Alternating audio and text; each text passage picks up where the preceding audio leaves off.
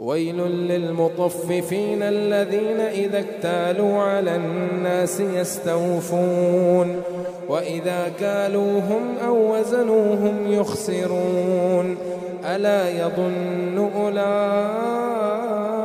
أنهم مبعوثون ليوم عظيم يوم يقوم الناس لرب العالمين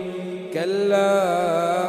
إن كتاب الفجار لفي سجين وما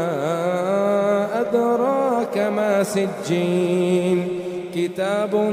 مرقوم ويل يومئذ للمكذبين الذين يكذبون بيوم الدين وما يكذب به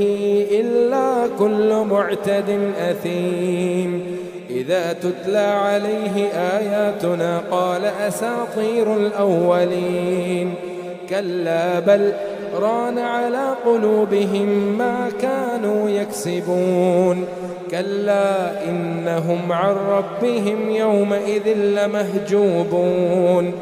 ثم إنهم لصال الجحيم ثم يقال هذا الذي كنتم به تكذبون كلا إن كتاب الأبرار لفي عليين وما أدراك ما عليون كتاب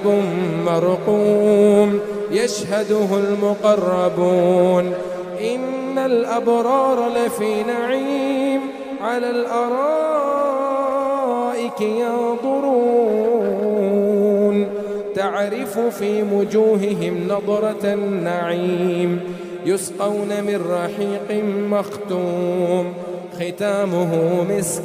وفي ذلك فليتنافس المتنافسون ومزاجه من تسنيم عينا يشرب بها المقربون إن الأبرار لفي نعيم إن الذين أجرموا كانوا من الذين آمنوا يضحكون وإذا مروا بهم يتغامضون وإذا انقلبوا إلى أهلهم انقلبوا فكهين